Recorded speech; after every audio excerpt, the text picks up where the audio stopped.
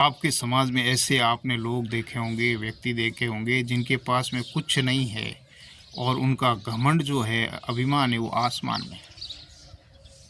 2 time की रोटी नहीं खा सकते और अभिमान उनका भरपूर है, वो किसी से बात नहीं करते। ऐसे व्यक्ति आपने अपने समाज में देखे होंगे और आप देखते ही रह जाएंगे। किस बात का अभिमान है उनको? क्या लेके आए हैं वो जब आए थे इस धरती पर? फालतू अभिमान लेके, घमंड लेके घूम रहे। घमंड और जो अभिमान है राजा रावण के भी नहीं चला था, उनके कैसे चलेगा? और वो जो यहाँ कर रहे हैं, क्या कर रहे हैं? लेके जाएंगे साथ में? कुछ नहीं। ऐसे समाज में व्यक्ति बैठे हैं, सोचने की बात है।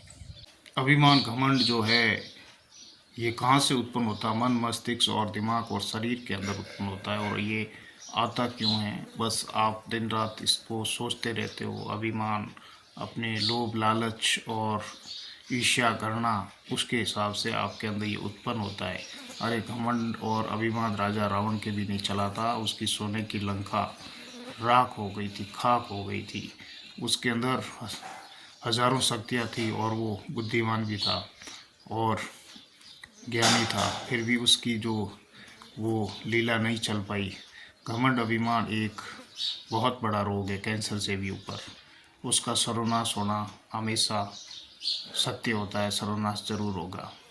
और इस वीडियो में आप बने रहिए और मैं आपको 4 बातें जो घमंड उत्पन्न होने की, अभिमान उत्पन्न होने की होती है, उसके बारे में मैं आपको बताऊंगा।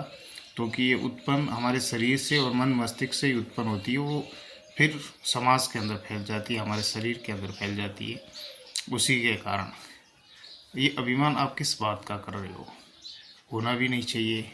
अभिमान होगा तो आपका सर्वनाश पक्का है, इसमें कोई दो राय नहीं है। इसलिए फर्स्ट बात मैं आपको ये कहता हूँ कि अभिमान यदि मैं आपके बाल बच्चों के बारे में बताऊँ, यदि आपका बच्चा अच्छा पढ़ रहा है तो आपके अंदर अभिमान आएगा, घमंड आएगा। हाँ, आप उनको अच्छी शिक्षा दे रहे हो, वो अपना अच्छा भविष्य बनाएगा, लेकिन आपके अंदर वो अभिमान क्यों आता है, घमंड क्यों आता है? पढ़ रहा है, अच्छी शिक्षा लेगा, समाज के अंदर उसकी वैल्यू होगी, लेकिन आप अभिमान घमंड पहले ही करके बैठ जाते हैं। और फिर वो बच्चा यदि सर्विस लग जाता है, फिर भी आप सोचते हो अच्छा ये सर्विस लग गया तो अभिमान और आ गया, घमंड आया। अरे उसने मेहनत की है तो उसको वो परिणाम, सफलता तो मिलेगी, आप उसमें घमंड क्यों करें? घमंड उस बात का करो कि वो सर्विस होने के बाद में समाज का कुछ भला करे, उसका अभिमान करो। फालतू में अभिमान और घमंड क्यों कर रहे हो? वो घमंड कुछ काम का नहीं है। सेकंड, यदि आपके पास में वैभव है, कुछ धन दौलत है, तो उसका आप अभिमान कर। अरे वो अभिमान किस बात का? आप उसको उपयोग में ले रहे हो। आप जो है आपकी प्रशंसा आप खुद ही कर रहे हो। वैभव है तो अच्छी बात है, जो भी सोना चांदी है आपके काम आ रहा है, किसी समाज के व्यक्ति और परिवार के काम नहीं आ रहा। किस बात का घमंड है? यदि उसी सोने चांदी को आप यदि किसी को गिफ्ट में देते हो तो आप अभिमान कर सकते हो कि मैंने उसको गिफ्ट में दिया है। किसी की सहायता की है तो आप अभिमान कर सकते हो, ये बात।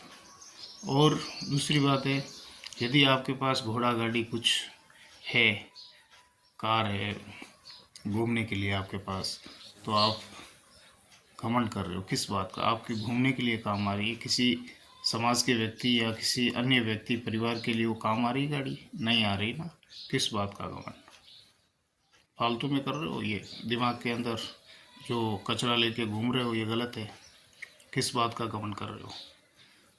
थर्ड बात ये बता रहा हूँ कि जैसे आपने समाज के अंदर गए हो और समाज के अंदर खड़े हो, समाज के अंदर कुछ बातें हो रही है, उसमें भी आप अभिमान करके खड़े हो, तो आपने समाज का कुछ डोनेशन वगैरह किया है? लोग कर रहे हैं, आपने नहीं किया, तो अभिमान किस बात का? कोई काम का नहीं है अभिमान। आपने यदि समाज का कुछ सहयोग किया तो बताओ, नहीं किया ना, तो अभिमान किस बात का? कोई काम का नहीं है। फोर्थ बात, यदि आपके पास अच्छा बंगला है और आप रह रहे, उसका भी आपको घमंड है। किस बात का?